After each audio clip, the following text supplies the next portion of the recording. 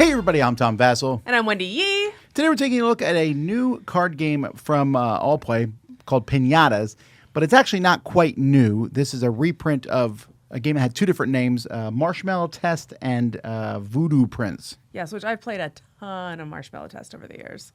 It is like a family favorite in our house. I think, isn't this pretty similar to the rules for Marshmallow Test? Very similar. There's just like one little change. Okay, so this is a trick-taking game. Wendy's going to show you how to play it, and we'll be right back. Piñatas is a trick-taking game where players are trying to earn the most candy.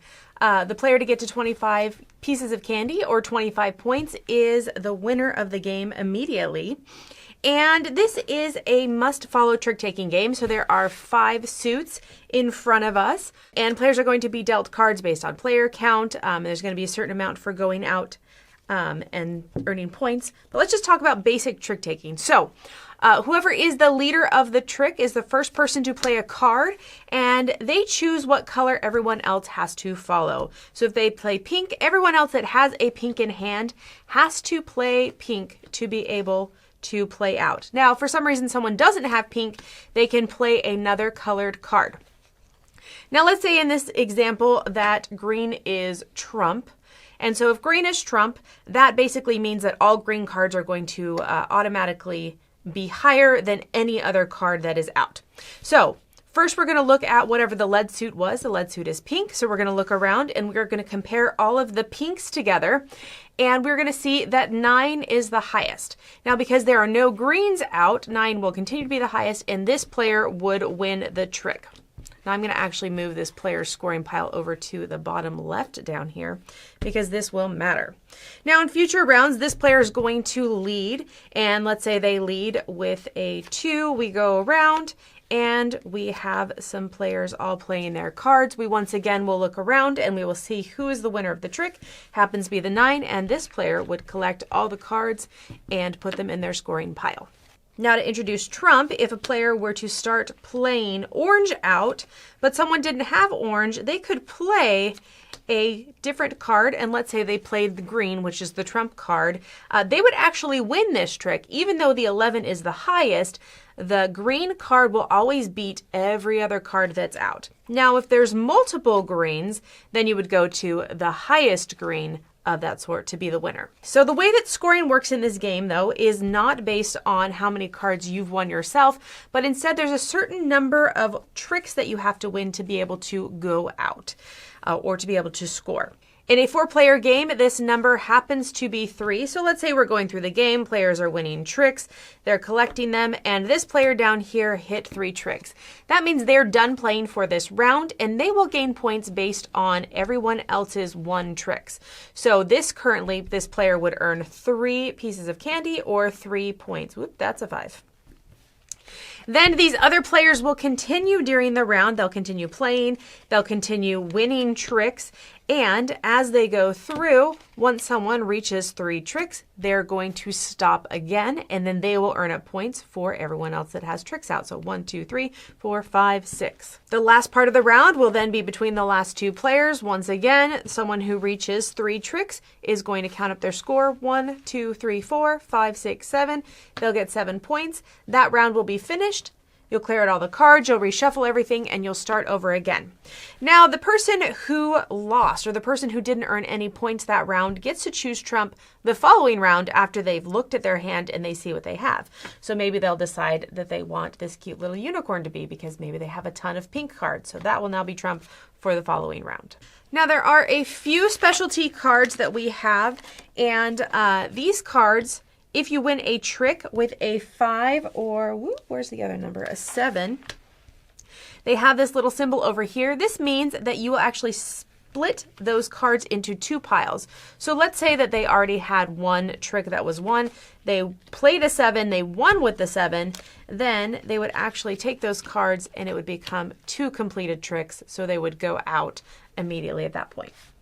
The other special card is the 0, which plays as a 0 unless the highest card of the suit in its game, yeah, that's right, that's not upside down, unless the highest card of its suit in its game is played. So the 0 beats the 15, however, the 0 doesn't beat anything else. So once again, players continue playing these rounds over and over again until someone reaches 25 points. Then the game is immediately over and they are the winner.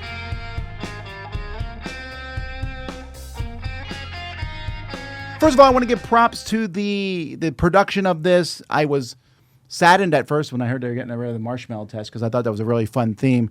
Yeah, very unique theme. But the Piñata theme, especially with this art from Dom TD, just seeing the piñatas blow their guts out, which is candy. Exploded by the end. I like that. I have one small issue with production is I wish the 0 card had some note on it that said it beats the high card. Uh-huh. I don't know, maybe something. It's not that big of a deal. That's a very minor thing. But I also like the piles of candy for scoring points. Mm-hmm. Now, I've played tons of Marshmallow Test over the years. It's something that we introduced to our daughter from a very young age.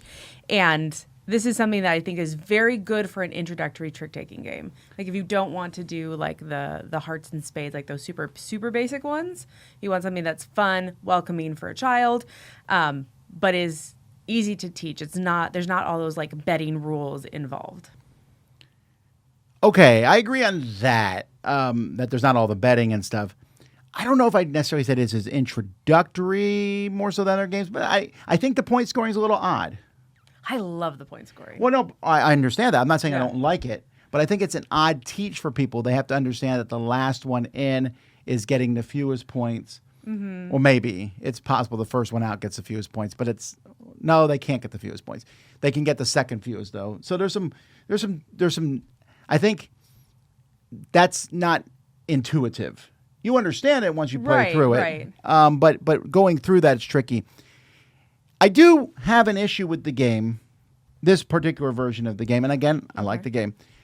I don't know that I love the game ending because the game ends as soon as someone gets 25 points. Yeah. Now that sounds good in theory, and I would say 90% of the time works. Okay. But if one person is close to 25 or two people are close to 25 and really no matter what you do, they can get it, it's hard for that final round to be have any kind of excitement.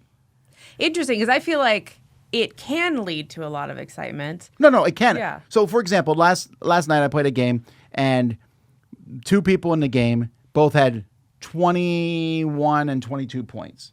And the other people had 8 and 12. The people at 8 and 12 had no chance of winning. They weren't invested. So why do they care if one person goes out first or the other? Okay. Like if it's just one person, even if that person, let's say, had 22 points, it would be really hard to stop them from getting at least 3. Even if they're the last person out, they might get 1 or 2. And you can try for that. But that can be exciting. I'm just saying I think sometimes I don't know that I love the 25-point instant win. I think I'd rather play a set number of rounds and whoever has most points wins. Really? Okay. Which was, I believe, the original Voodoo Back days. when it was Voodoo Prince. But this is a very minor thing. I don't mind, and I think that's only going to affect a few games.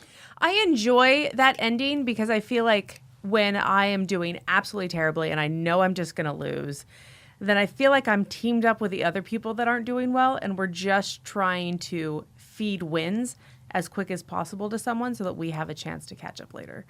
No, and that is the best part of the game. That's what's really interesting. Now, this game does involve control, and so if you don't know how to control in piñatas, you're probably not going to do great. But I think it's a good introductory because you can still play and you can still figure it out and learn.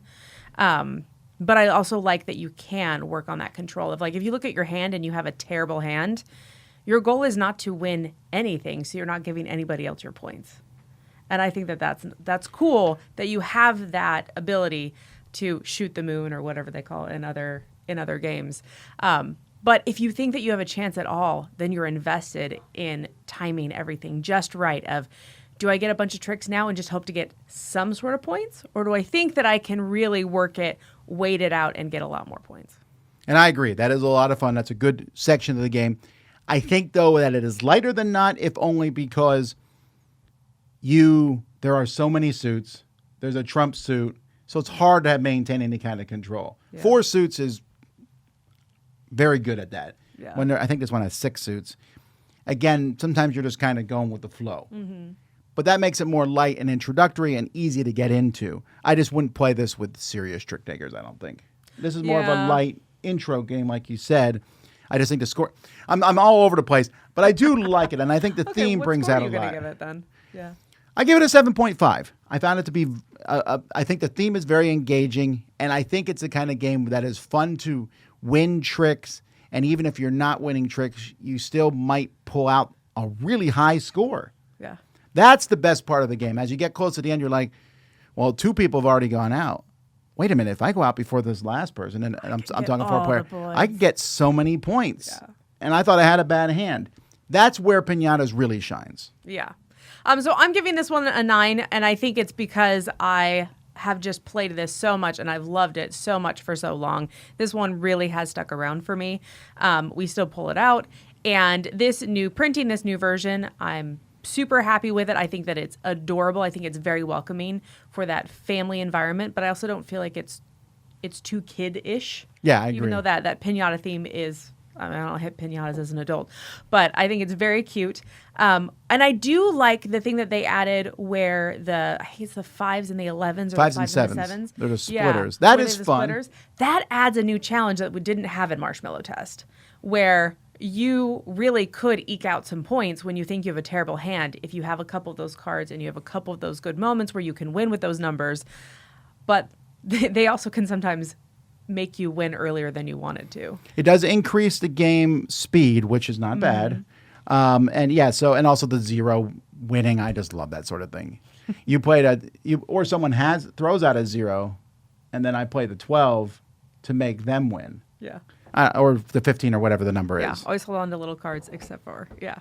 So I think Piñatas is absolutely fabulous. Well, there you go, folks. That's Piñatas. I'm Tom Vasel. I'm Wendy Yi. We want to say thanks to some of our GameFound backers. That we are. Can shout-outs be done at the end of videos, please? Yeah, we did it, that. Kelly Terrell and 3 Bernice Mountain Dogs in Evergreen, Colorado. To Game Night at Matt's house. And the Michigan Meeples, Jenny, Michelle, and Shelly. Thank you all for supporting us. And thank you all for watching.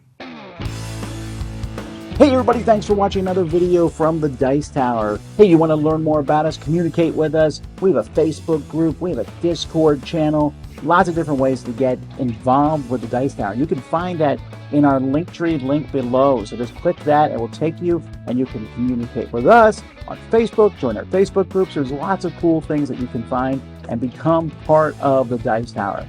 Thanks so much for watching. I'm Tom Vasel.